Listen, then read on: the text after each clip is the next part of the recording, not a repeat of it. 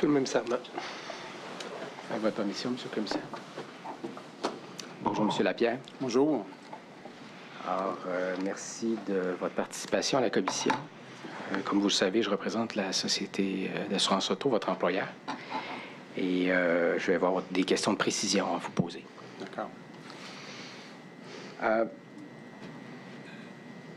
Je veux revenir un petit peu sur le rôle de votre direction, la direction de vérification interne. J'ai raison de dire que votre implication particulière dans le cadre du projet CASA relève d'une commande, donc c'est une décision du conseil d'administration et du comité de vérification de vous impliquer dans le projet.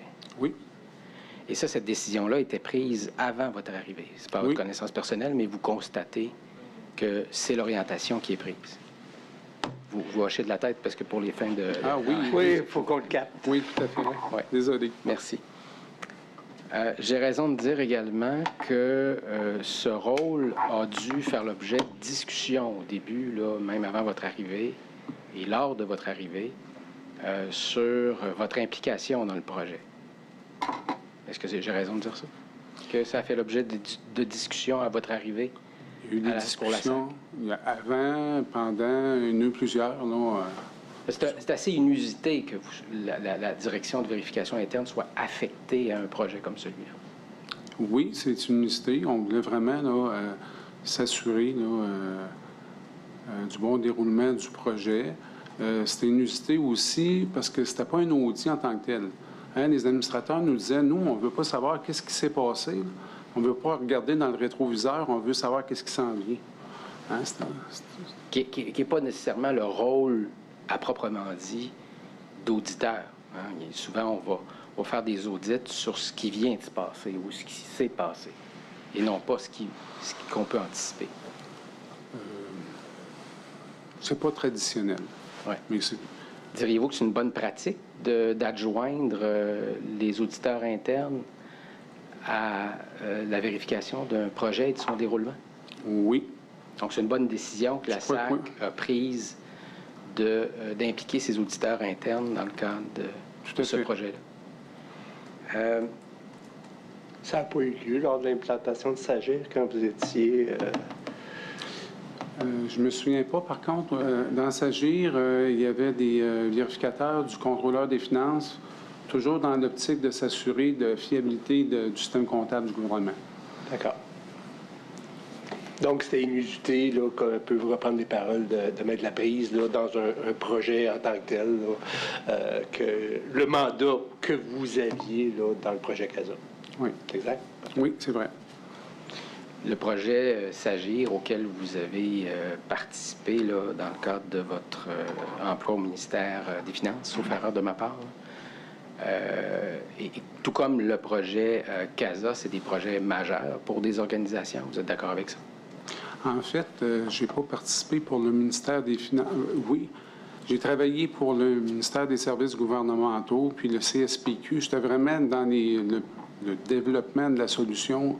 Mais c'était pas pour le ministère des Finances. C'était pour quand j'étais à SAGIR. Puis je pense que vous travailliez à ce moment-là en ce qui a trait aux règles de protection des renseignements personnels, sauf erreur de ma part. Je travaillais à la sécurité de l'information, au contrôle financier, puis à la protection des renseignements personnels, oui. Mais comparez-vous le projet SAGIR à celui de CASA? Est-ce que vous êtes en mesure de faire cette comparaison? SAGIR, c'est un grand projet sur plusieurs volets, un peu comme nous, les livraisons. La phase SGR1, c'est le back-office du gouvernement. C'est comme notre L1. C'est comme un peu la L1. Ouais, jamais 100% pareil, là, mais ça se ressemble beaucoup à... C'est le back-office, oui. Et j'ai raison de dire que pour... mettre en œuvre un tel projet, ça prend des ressources, évidemment, là, internes et externes. Vous avez pu constater ça dans vos implications antérieures, j'imagine? Oui. On a porté une attention particulière là, à différents contrats qui ont été énoncés ce matin et hier. Lorsqu'un organisme public souhaite embaucher ou retenir les services d'un externe, vous reconnaissez qu'il y a certaines règles à respecter. Il y a des autorisations à obtenir.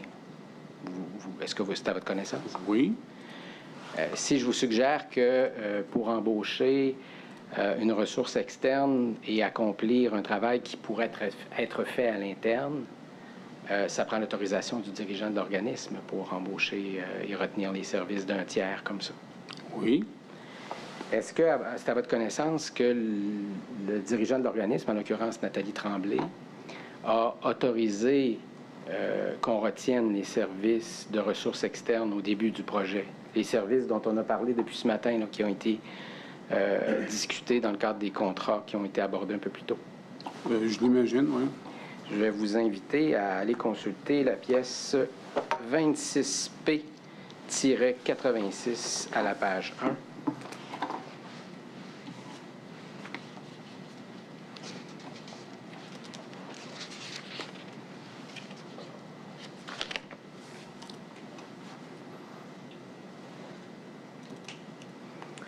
Alors, il s'agit d'une demande de dérogation au ROC, le responsable de l'observation, tel qu'il se le nommait à l'époque, des règles contractuelles. Oui, parfait, on peut y aller. Pour le recours à une ressource externe dans le cadre du processus d'acquisition de biens ou de services. Ça, est-ce que c'est une procédure avec laquelle vous êtes familier? J'ai déjà vu ça. Oui. J'irais donc dire que lorsqu'on a recours à une ressource externe, il faut justifier sa décision. Oui. Donc, il faut justifier en disant, ben, j'ai pas l'expertise à l'interne et je dois avoir recours à une ressource externe. Oui. Et c'est ce que ce document qu'on retrouve à la pièce 26P-86, là, aux pages 1 à 3, 4, c'est le document qu'on voit là, où l'autorisation a été obtenue. Oui. Est-ce que vous reconnaissez donc que la SAAC n'avait pas à l'intérieur de son organisation à l'époque l'expertise pour faire le travail qui a fait l'objet des appels d'offres subséquents? Est-ce que ça, vous remettez ça en question? Non. Non. C'est pas ça qu'on remettait en question d'aller chercher d'expertise additionnelle. C'est plus le processus qui admet toujours à déconnaissance. Mais non, je crois qu'on se devait d'aller chercher de l'expertise là. Est-ce que je comprends votre témoignage correctement si je vous suggère que vous ne remettez pas davantage en question l'expertise des personnes qu'on est allé chercher via les appels d'offres dont on a discuté ce matin? Non. C'était pas l'objet de votre vérification? Non. C'était pas l'objet de votre audit? Vérification, c'était de savoir que le marché n'était pas ouvert parce qu'il y avait des règles qui étaient restrictives, qui avaient été dénoncées par Charbonneau et par la VG. C'est ce que j'ai compris de votre témoignage. Exactement. Et non, la personne en tant que telle, qui peut être la personne la plus compétente qui soit, c'était pas l'objet de votre propos. Oui, ce que je comprends. Oui, tout à fait. Et les personnes que l'on voit dans le tableau 26P-86, page 188, là, on peut remettre à l'écran si vous voulez, Mme la greffière adjointe, vous ne remettez pas en question l'expertise des personnes qui apparaissent à ce tableau? Non.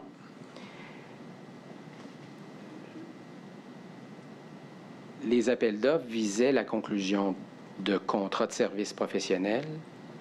Est-ce que vous avez examiné les documents d'appel d'offres de ces appels d'offres? J'en ai examiné quelques-uns. Est-il exact de dire que les ressources dont on recherchait, on requérait les services dans ces appels d'offres devaient travailler à temps plein? Oui. Est-ce que c'est exact de dire que les ressources qu'on recherchait dans le cadre de ces appels d'offres devaient ne pas avoir de lien, de quelque façon que ce soit, de quelque nature que ce soit, avec un éditeur de PGI?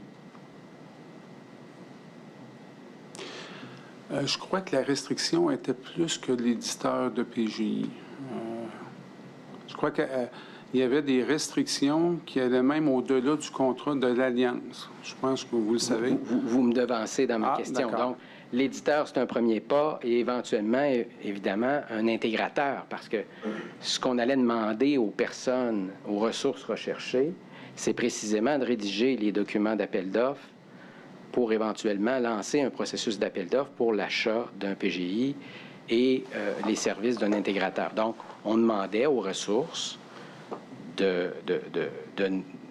déclarer qu'elles n'ont aucun lien avec un éventuel intégrateur ou encore un éventuel éditeur de solutions. Vous êtes d'accord avec ça? Oui, mais on exigeait aussi, après même le contrat, qui ne devait pas là, entretenir de tels liens. Entretenir de tels liens, même une fois le contrat. Je crois qu'il y avait une période de 2 ans là, subséquente à le contrat. C'est que pour éviter que quelqu'un finisse le contrat d'LGS, puis, finisse son contrat, puis qu'il tombe avec LGS.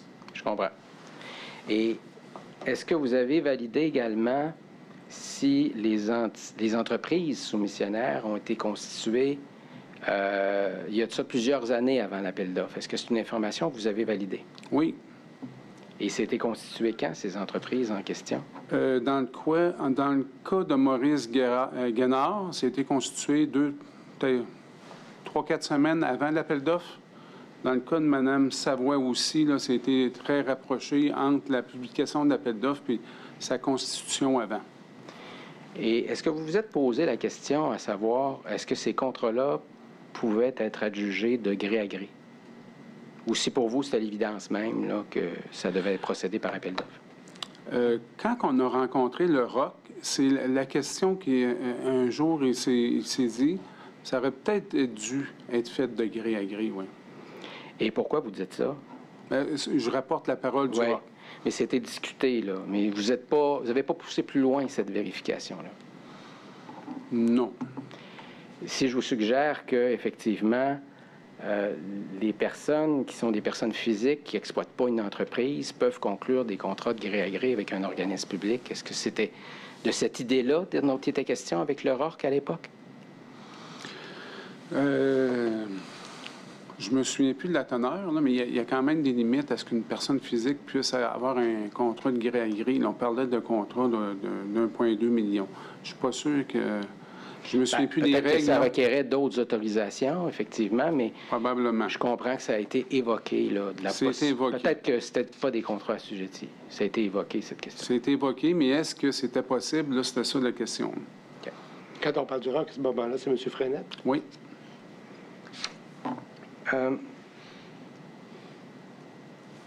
Vous faites certains constats quant au caractère restrictif des critères d'évaluation qui étaient contenus dans les documents d'appel d'offres. Je comprends, vous me regardez lorsque je vous pose la question, mais c'est au commissaire qu'il faut répondre, donc je vous rappelle la règle d'or. Je comprends que vous examinez les critères, vous dites c'est peut-être un peu restrictif. Vous regardez les liens antérieurs entre les personnes et le vice-président aux technologies de l'information, M. Carl Malenfant, et vous trouvez ça, évidemment, curieux. Mais au-delà de ça, est-ce que vous vous êtes posé la question à savoir, est-ce que dans le marché, il existait d'autres ressources qui pouvaient répondre aux critères d'évaluation en question? Moi, comme je vous dis tout à l'heure, j'ai été dans un contexte de PGI, ORAC, pas SAP, mais à l'époque, c'était pour aller en appel d'offres. On ne savait pas quel PGI, quel éditeur avait remporté. Hein? Moi, selon moi, il y aurait eu d'autres, oui. Il y aurait eu de la possibilité pour d'autres personnes là, de soumissionner. De soumissionner. Et de répondre aux critères d'évaluation. Oui, parce que c'était quand même intéressant, je crois.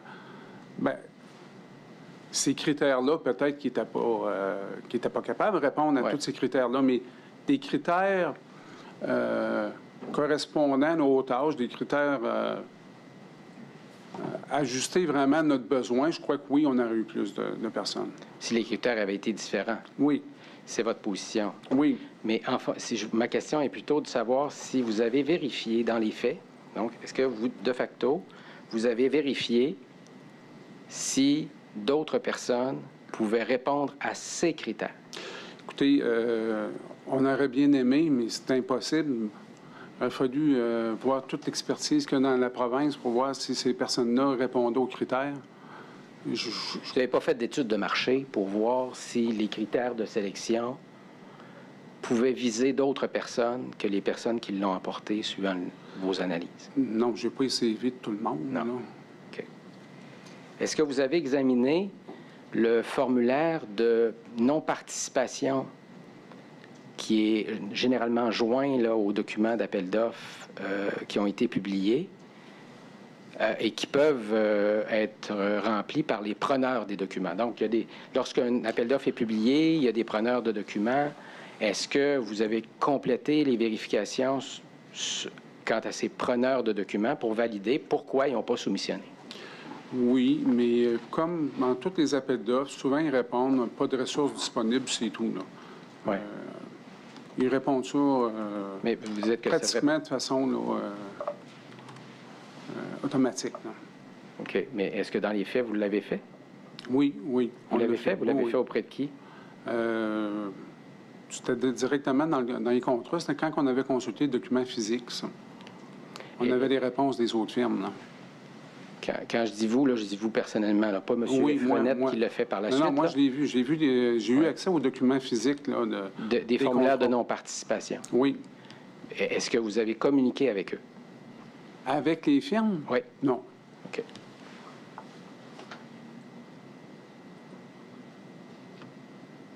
Ici, je vous suggère que certains ont répondu qu'ils n'étaient pas en mesure de garantir les ressources disponibles pour la période.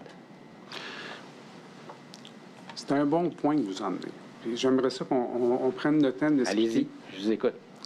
Parce que ces appels d'offres-là, qu'est-ce qu'il y avait de particulier par rapport aux autres appels d'offres? C'est qu'on avait une dérogation pour la clause ISO. Vous l'avez vu? Oui, je l'ai vu. Et cette dérogation-là, qu'est-ce qu'elle venait faire? C'était d'ouvrir non seulement à des firmes, là, des grosses firmes de consultation, le marché, mais elle venait dire aux petits qui n'étaient pas ISO, vous pouvez soumissionner sur ces appels d'offres-là. Fait qu'il y a des gens qui pouvaient, de toute façon, c'était des contrats individuels, un consultant qui était à son compte. Seul dans son sous-sol pouvait soumissionner. Seul dans son sous-sol pouvait soumissionner. C'est ce qu'on cherchait. Oui. Et on cherchait d'abord les compétences de la ressource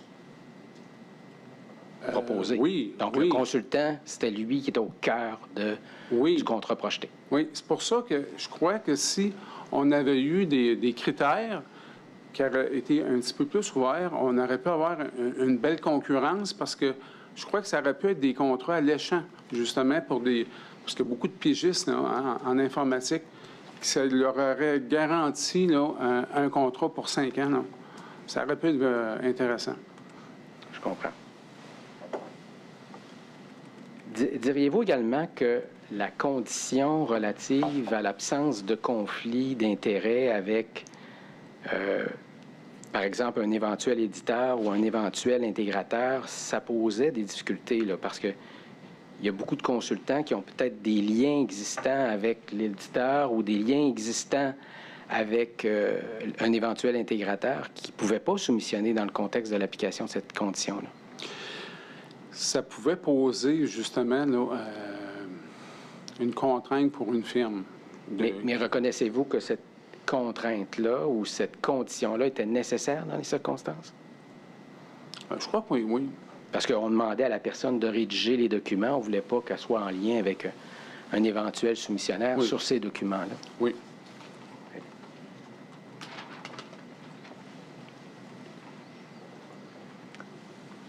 Vous avez exposé abondamment, à l'aide de du procureur de la Commission précédemment, les liens prévalents entre les différentes personnes qui ont soumissionné et obtenu éventuellement les contrats à la suite des appels d'offres en question. Si je vous suggère que dans le cadre d'un appel d'offres public, tout le monde peut soumissionner. Oui. Même un ami proche de Carl Malenfant? Oui. Même si une personne décide, est à l'emploi du gouvernement du Québec, décide de se partir à son compte tenu des conditions de l'appel d'offres, on aurait pu voir une personne qui a des liens avec des représentants de la SAC qui auraient pu soumissionner dans le cadre de l'appel d'offres public? C'est intéressant. Effectivement, un appel d'offres, beaucoup de monde devrait pouvoir soumissionner. Mais avec les critères qu'on a eus, il n'y en a pas beaucoup qui pouvaient se qualifier. C'est un peu ça, le débat. Là. Je comprends, mais vous m'avez dit tout à l'heure que vous n'aviez pas fait l'exercice de vérifier si au Québec puis au Canada, qui étaient les territoires visés par les accords applicables, là, parce que c'est des appels d'offres ouverts. Je comprends que vous n'avez pas fait cette analyse-là. Là. Ben, c'est à peu près impossible de faire ça. Là. Vous me direz comment j'aurais pu faire ça. Savoir combien de personnes se qualifiaient. Je ne sais pas si vous avez une unité de procédé de vérification, là, mais j'ai... Je vous confirme qu'il en existe parce que c'est courant dans le marché là, que les gens font de telles vérifications. Mais est-ce que eux qui ont fait l'appel d'offres l'ont fait pour savoir s'il y avait un bassin suffisant de fournisseurs potentiels? On va faire la vérification, mais de votre côté, je comprends que quand vous tirez cette conclusion-là, que les critères sont restrictifs, vous ne faites pas l'exercice de valider si les critères sont effectivement dirigés vers une personne en particulier, si personne peut soumissionner. C'est ce que je comprends de votre témoignage. Je vous dirais, là, c'est à peu près impossible pour moi de faire ça. Je ne vous en fais pas Je reproche. suis en vérification, moi, là. Par contre, ce que j'aurais aimé, à titre de vérificateur, c'est que l'exercice aurait été fait préalablement, où on se serait assuré qu'un certain nombre de ressources puissent répondre à cet appel d'offres-là. J'aurais pu vérifier l'existence de cette analyse-là. Ça aurait pu être intéressant. Quand on met une condition d'avoir déjà travaillé à la SAC, Ben oui. le bassin, il est... C'est un peu limité à ça, là. Hein? Le bassin... C'est ça. Est-ce que c'est ça. j'ai raison de dire également que le fait qu'il ait déjà exécuté un contrat à la SAC, c'est pas quelque chose qu'on peut prohiber dans le cadre d'un appel d'offres? Non. On ne peut pas prohiber. C'est pas en soi un obstacle à soumissionner sur un nouveau contrat? Non. Qu'est-ce qui est un obstacle? C'est d'avoir de l'information privilégiée. Ça c'est un obstacle. Et dans la mesure où l'appel d'offres révèle à l'ensemble du marché les informations utiles pour soumissionner, c'est pas un appel d'offres qui crée une situation d'avantage indu envers le soumissionnaire qui a déjà eu des contrats à la SAC. Oui, mais quand on a des contrats, on est déjà présent à la SAC. Oui. On peut avoir de l'information qu'il y a des contrats qui s'en viennent aussi. Hein. Est-ce qu'on peut influer aussi sur des critères? Peut-être, je ne sais pas. Est-ce que vous avez constaté vous-même personnellement qu'une telle influence a été exercée? Bien, il y a une des soumissionnaires qu'on parlait ce matin, là, Mme Savoie, s'est incorporée peu de temps avant l'appel d'offres, donc elle savait qu'il y avait un appel d'offres qui s'en venait. C'est la seule fois qu'elle a appliqué dans la SEAO sur un contrat. Et vous en tirez comme inférence qu'elle a induit des critères, Non. M. Malenfant? Non, c'est pas ça que je dis. Je OK. dis qu'elle est au courant qu'il y a un appel d'offres qui était fait avant celle qui a été publiée. C'est ça que je dis. Elle est déjà sous contrat avec la SAC Oui. à ce moment-là. Et elle sait que Oui, pardon. et elle sait que son contrat arrive à échéance. Donc, la SAC va devoir, en vertu de la loi, relancer un processus d'appel d'offres. Pas tout à fait. Quand elle était à la SAC avant, elle était pour R3D, puis le contrat ne venait pas à échéance de mémoire. OK. Elle était employée par 3D. Elle n'avait Oui, pas un oui. contrat de gré à gré, Mme Savoie, SAC. C'est ça. Elle n'était pas en gré à gré, elle. Puisqu'on parle de Mme Savoie, vous avez fait le lien entre son statut de contractante, là, donc de personne qui est en lien d'affaires avec la SAC, et ensuite elle passe du côté LGS. Je comprends que vous n'avez pas d'éléments qui nous permettaient de croire que Mme Savoie a induit des critères favorisant LGS dans le cadre de l'appel d'offres pour l'intégrateur. J'ai pas dit ça, non. OK. Simplement qu'elle avait une clause, quand vous me disiez tout à l'heure qu'il y avait un critère limitatif qui ne pouvait pas sous-contracter avec les gagnants d'appel d'offres. C'est ça que vous me disiez tout à l'heure. Elle avait le même type de clause qu'elle n'était pas supposée de... Qui l'empêchait, selon vous, de passer du côté d'LGS. De mémoire, oui. Okay. Parce que cette clause-là s'appliquait même à la fin de son contrat. Je vous invite à prendre la pièce, Madame la greffière adjointe, 26P86, à la page 189.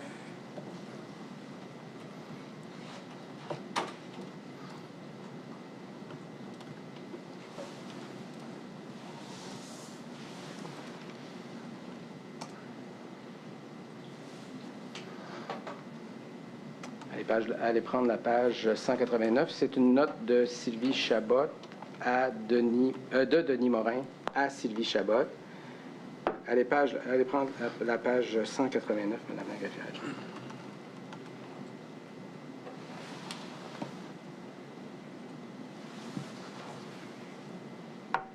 Juste un petit instant.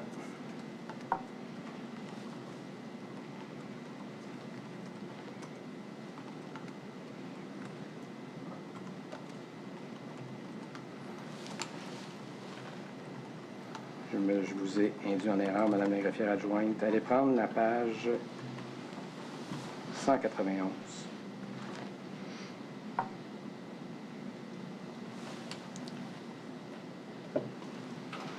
En regard des contrats qui ont été attribués par appel d'offres, il y avait des comités de sélection qui ont été impliqués dans la démarche? De mémoire, oui, non, comme les autres. J'ai raison de dire que dans vos constats, vous n'avez rien remarqué ou noté d'anormal en ce qui a trait au processus d'évaluation qualitative des soumissions? Non. Donc, le travail a été bien fait à ce niveau-là? J'ai rien remarqué. Saviez-vous si M. Carl Malenfant était impliqué dans les travaux du comité? À mémoire, non. Okay.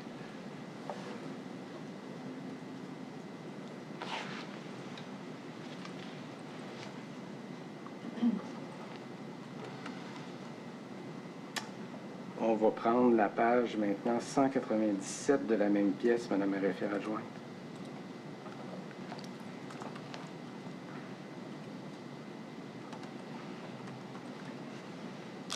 Quand je dis que M. Malenfant n'était pas impliqué, il n'était pas impliqué au niveau du comité de sélection. Exact, c'était la question. On le met dans la description des besoins. C'est les clients internes, forcément. Exact. Yves Frenette, M. Yves Frenette émet une note en date du 16 novembre 2015. Est-ce que vous avez déjà pris connaissance de cette note-là? Je crois que c'est celle qu'on avait ce matin, là, que c'était suite... si on descend un peu, est-ce qu'on parle de la vérification interne dans cette note-là? Oui, c'est ça. C'est celle-là. Oui, j'ai eu connaissance de cette note-là. Et vous reconnaissez que M. Frenette adresse ou traite de l'ensemble des constats de la vérification interne dans sa note?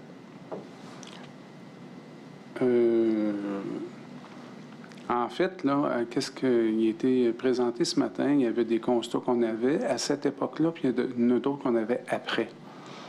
Je comprends. Mais à l'égard des liens, des liens que vous avez dressés, là, exposés à la commission, c'est adressé ou c'est traité dans la note de M. Frenette? Oui. On y avait déposé le tableau là, qui a été présenté en preuve ce matin. C'est ça.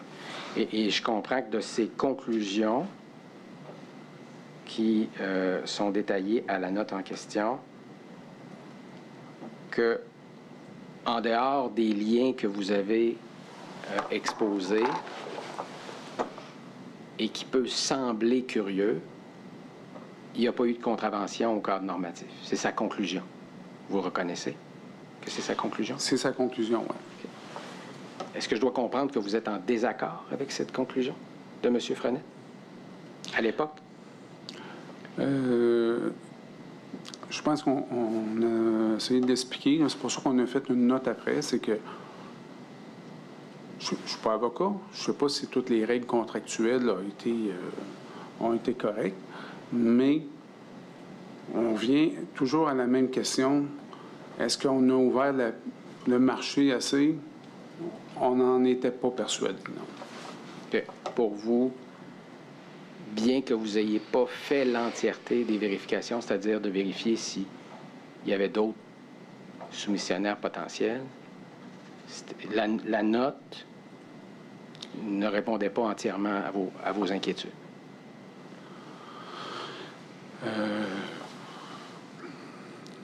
Juste pour revenir, là, vous me parlez là, de vérifier si sur le marché, il existait des ressources externes qui avaient toutes les qualifications requises demandées dans l'appel d'offres. C'est ça que vous me demandez, que je n'ai pas fait cette vérification-là. C'est ça que vous me dites. C'est parce que vous dites que l'appel d'offres était restrictif. Oui. C'est votre constat. Oui. Et pour faire ce pas-là, je comprends que vous analysez les documents et que vous ne lisez que les documents d'appel d'offres pour arriver à cette conclusion-là, en plus de quelques vérifications, si j'ai bien compris votre témoignage, corrigez-moi si je me trompe, quelques vérifications auprès de soumissionnaires potentiels qui auraient pu soumissionner et qui ont rempli le formulaire de non-participation.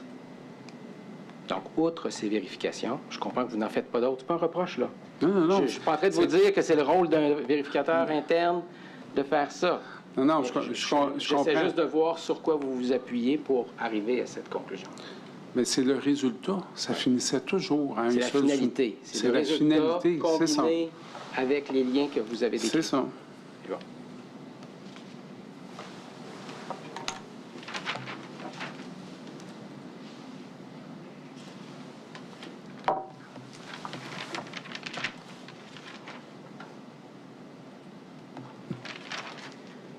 Je vais vous inviter à prendre la pièce 26P-88.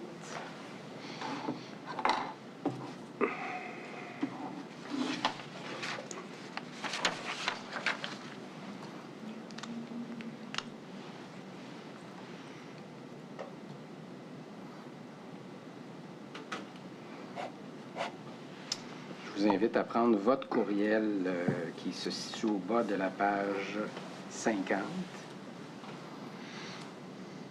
Courriel du 6 mars 2017, 15h01. On va attendre que ça arrive à l'écran. Pas de problème. Parce que là, c'est moi qui ne suis pas.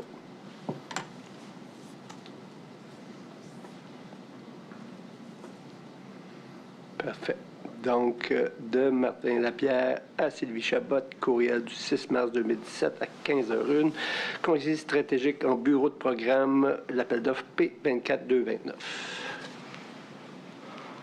Vous examinez l'appel d'offres et vous affirmez, là, en fait, vous écrivez à Mme Chabot, dans le cadre de notre mandat de surveillance, nous avons constaté que la VPI a publié un appel d'offres pour un conseiller stratégique en bureau de programme. C'est l'appel d'offres concernant qui a été remporté par l'entreprise de M. Guénard. Non, merci. Mercier, pardon. Suite à l'analyse des attentes minimales, force est de constater que la seule ressource au Québec répondant à toutes ces attentes minimales semble être Stéphane Mercier. Donc, ce que je comprends, c'est que, encore une fois, vous analysez sous l'angle du territoire québécois. Non, mais en fait, là, c'était une expression pour dire, écoutez, il n'y a pas personne d'autre que lui. J'aurais pu inscrire ça de même. Il n'y a pas personne d'autre que lui qui va être capable de répondre à ça. Là. Je ne veux pas analyser. Là, Moi, vous me permettez, parce que ce matin, je ne l'ai pas posé la question, puis ça me fatiguait. Ouais. Puis vous me laissez la chance, effectivement. C'est qu'à ce moment-là, M. Mercier, l'appel d'offres n'est pas ouvert encore, là, bien évidemment. Le contrat n'est pas signé. Là, vous êtes dans l'appel d'offres. Allez-y, oui. il n'a même pas déposé de soumission encore. Il n'a même pas déposé de soumission encore. Votre connaissance de Stéphane Mercier pour écrire ce courriel-là, pour dire, non, il y a toujours un Stéphane Mercier, ça vient d'où, ça? Bon, en fait, là, je pense que sur le terrain, c'était connu qu'il y avait un appel d'offres, là, que ça en allait pour lui. J'ai comparé ces critères-là à celles qu'il y avait quand il travaillait pour R3D, là. Fait que j'ai vu que c'était à peu près les mêmes. Puis on avait bonifié, je pense, quand on parle de gros mandats, de plus de 50 000 jours, on l'avait bonifié à 1 parce que quand il était rentré à la société, il y avait de l'expérience pour un gros mandat, puis là, on en demandait 2, là, de mémoire. OK. C'est comme ça qu'on a vu que c'était pour lui, là. Avant même là, avant même qu'il dépose. Ben oui, c'est ça. C'était connu, là. OK. C'était ça ma question. Il y avait des bruits de corridor, évidemment, là, hein, on s'entend, parce que quand un appel d'offres comme ça sort, ben, il y a des gens qui parlent à la machine à café, mettons, là, hein. Ça, c'est le fun pour un auditeur. C'est très le fun pour un auditeur. Surtout qu'à l'époque, on était à côté de la direction de la gestion contractuelle. On avait la même machine à café. Vous pouvez poursuivre, Maître. Merci. Alors, vous avez mentionné relativement justement à cet appel d'offres-là que, et là je vous cite, là, je crois avoir reçu des plaintes ou avoir vu des plaintes relativement au caractère restrictif de l'appel d'offres. Est-ce que vous pourriez nous en dire davantage? Qui sont ces plaignants? Est-ce que vous avez identifié des documents qui en font état? Oui, on a eu, je ne les ai pas avec moi, mais on avait des courriels des fournisseurs. Je crois que c'est le fournisseur là, qui n'a pas été retenu, là, qui disait que c'était trop restrictif, puis même que ça visait une personne ressource à l'interne déjà. Oui, qu'on visait une personne à l'interne. Je crois que le fournisseur, c'est dommage, là, mais à l'avoir eu, ça aurait été intéressant d'avoir ce courriel-là. Ouais. L'avez-vous, ce courriel-là? Je l'ai vu. Donc, il devrait être... Il existe à quelque part. C'était votre adresse SAQ? Non, mais ça n'a pas été envoyé à moi. Je pense que c'est quelqu'un, la personne responsable à la gestion contractuelle qui nous avait envoyé ça. En tout cas, il faudrait voir. Là. Mais j'ai vu ce courriel-là qu'on disait, dans cet appel d'offres-là, on ciblait quelqu'un de l'interne. C'est un fournisseur. Donc, ça serait un engagement à la SAC. Je vais essayer de le stipuler le plus. Si on peut me revenir dans le... C'est ce que j'allais vous suggérer. Oui, bien peut-être juste phraser... donc, fournir les plaintes reçues dans le cadre de l'appel d'offres pour un conseiller stratégique en bureau de programme P24229. C'est excellent, ça serait ça. Je suis à 99 sûr. Là. Et je précise, M. le Commissaire, qu'on ne recherche pas l'identité des plaignants. C'est vraiment... On gardera l'identité des plaignants. Puis, absolument. Je pense juste à Mme Lagraffière, si elle est bien notée. Oui, c'est sous 27 E1. Puis il me manquerait le nom et le numéro de l'appel d'offres. Vous dites, c'est P... C'était quoi? P24229, pardon. 24229. Et oui. L'appel d'offres concernant, c'est quoi le titre? C'est conseiller stratégique en bureau de programme. Donc, c'est soit une personne qui n'a pas déposé parce que c'était trop restrictif. Oui. Ça doit ressembler à ça. C'est ça. Je suis à 99 sûr. Là. Je me garde une réserve. Ça date quand même de 10 ans, là, mais je suis à 99 sûr que c'est ce dossier-là. C'est pas lui, c'est des autres dossiers stratégiques. Mais en tout cas, si de mémoire, c'est lui. Si jamais la SAC en trouve d'autres pour les autres appels, oui. Donc, ça serait intéressant. Je vais aborder maintenant un peu les rapports qui ont été produits tout au long du projet CASA. Vous avez mentionné là, les interventions de la firme Ernst & Young dans le cadre du projet. Vous vous souvenez de cette réponse-là que vous avez donnée ce matin? Oui. Donc, je comprends que vous avez été rencontré à au moins une reprise. Là, par... mes notes, ça me donne PWC. C'est-tu Ernst & Young? Ernst & Young d'abord, puis ensuite j'enchaînerai avec PWC. Ernst & Young, c'est la pièce 26P-77.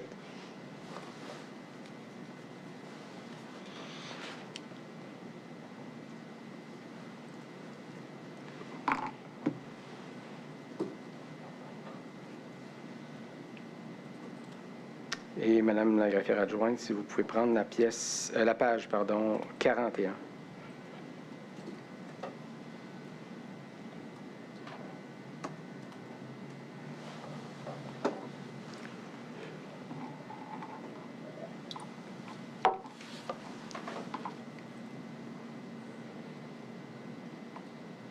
Juste me rappeler la date de ce rapport-là, Maître. 29 novembre 2017. Oui.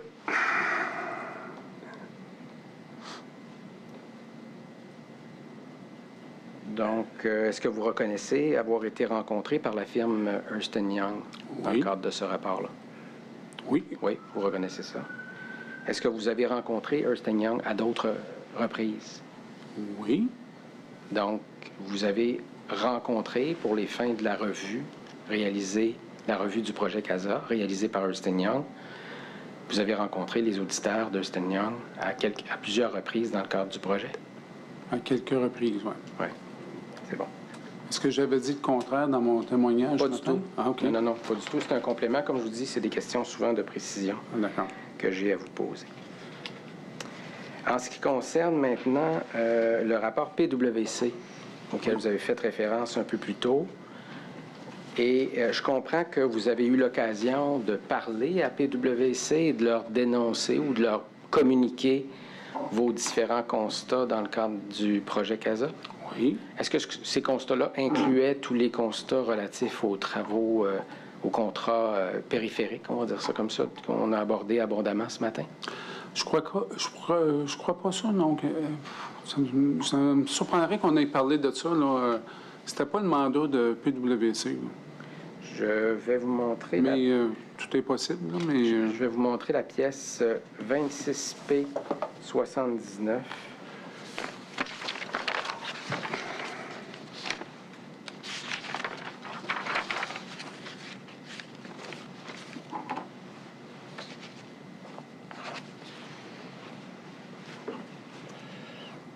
J'attire votre attention sur la page 8 du document.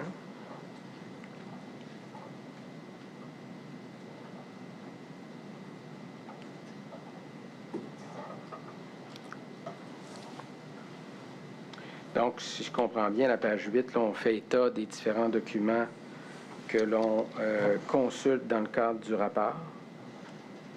Et on fait référence au rapport de l'audit interne sur le projet CASA. Est-ce que ça vous dit quelque chose, ce titre-là? Non. Non? Non, ben, Il faudrait voir le rapport pour que vous puissiez oui, c'est ça. identifier De même, comme ça me dit rien, là, parce qu'on a fait plusieurs rapports. plusieurs rapports. Et à la page 9, vous reconnaissez également, j'imagine, avoir été rencontré par les représentants de PwC? Oh, oui, tout à fait. Et si je vous suggère que vous avez été rencontré à plusieurs reprises? Au moins 2, là, que je me souviens. Vous avez été rencontré une première fois le 12 avril. Oui. Et je vois votre nom réapparaître le 13 juin à 2 reprises. J'imagine que ça a duré plus d'1 heure. À 2 reprises le 13 juin. Excusez-moi, que j'ai confondu avec Martin Després. Donc, OK. c'est les deux Martins qui m'ont induit en erreur. Oui. Donc, à une autre reprise, le 13 juin 2022. C'est exact? Oui. La deuxième fois, c'était à notre demande, là. OK. Donc, c'est à votre demande et ils ont accepté votre invitation, évidemment. Oui, mais c'est parce qu'on voulait savoir, parce qu'on n'avait pas de nouvelles d'eux autres, dans le fond. Puis on leur a demandé où ce qui était rendu, s'il y avait besoin de plus de documents. C'est ça que j'expliquais ce matin. J'ai raison de dire que la démarche de PwC était faite à la suggestion de votre direction? Oui.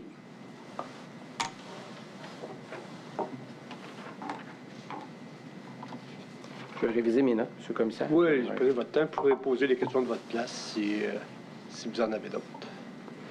Je veux revenir sur le coût moyen. En fait, vous n'avez pas dit que c'était moyen là, dans votre réponse. Vous êtes arrivé à un coût de 367 000 dans votre estimation que vous avez faite là, plus récemment du coût du projet CASA. Vous êtes arrivé à la conclusion que c'était environ 367 000 par RICEF. C'est exact? Oui. Est-ce que c'est un coût moyen? Je crois que oui, oui. Et diriez-vous qu'il y a, évidemment, dépendamment de la ligne d'affaires dont il est question, le RICEF peut coûter plus cher, comme il peut coûter moins cher? Est-ce que vous êtes d'accord avec cet énoncé-là? Je Je suis pas sûr que ça dépend de la ligne d'affaires. Là. C'est peut-être plus du type de RAICF. Il y a des RAICF qui sont plus légers que d'autres. Là. Ils n'ont pas nécessairement la ligne d'affaires. Là, quand vous me parlez de ligne d'affaires, est-ce que vous voulez faire la distinction entre la livraison 2 et la livraison 3? Peu importe la livraison. Si c'est une règle d'affaires, je devrais plutôt probablement parler de règle d'affaires. Si, par exemple, je vous exprime une règle d'affaires qui serait d'être en mesure de consulter l'état des revenus de la société, probablement qu'on serait dans la livraison 1. Et là, pour ça, bien, il y aurait évidemment peut-être un RICEF à faire, quoique on est dans le back-office, donc forcément, il y a peut-être moins d'adaptation à faire, mais ça va dépendre de la règle d'affaires qui est concernée. Êtes-vous d'accord avec cet énoncé-là? Ils n'ont pas de la ligne d'affaires. Oui, c'est ça. Oui, la oui. ligne d'affaires, c'est beaucoup plus gros. C'est évidemment assurance, oui, c'est comme je l'ai dit, là, les RAICF, là, il y en a là, qui demandent plus d'efforts que d'autres. C'est pas égal. Ça, je suis d'accord. Mais oui, j'ai fait un coût moyen quand même. Donc, le coût moyen ne reflète pas les RICEF qui pourraient être requis avec précision. C'est une projection, c'est une estimation que vous avez faite. C'est une estimation, ça c'est clair. Si, par exemple, compte tenu de l'évolution de la technologie pour la livraison 3, je donne un exemple, évidemment, je ne suis pas expert non plus,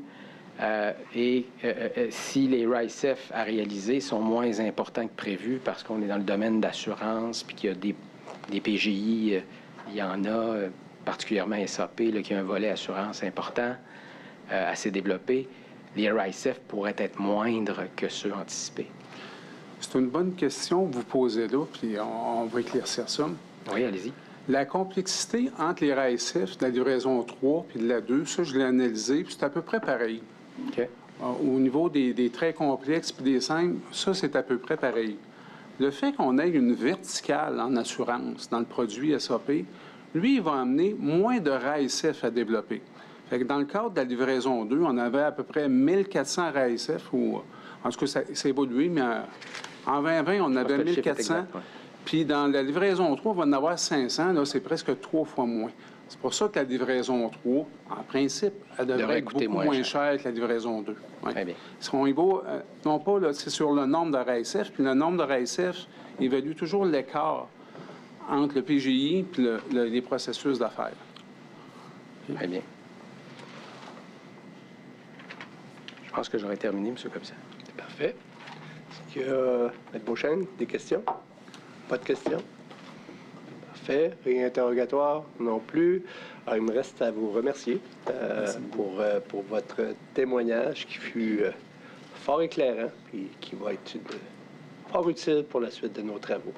Alors, je vous souhaite un bon retour et merci beaucoup. Alors, je peux vous libérer, je vais juste parler au parti. Là. Ça ne vous concerne plus, ça. D'accord? Merci. Merci beaucoup.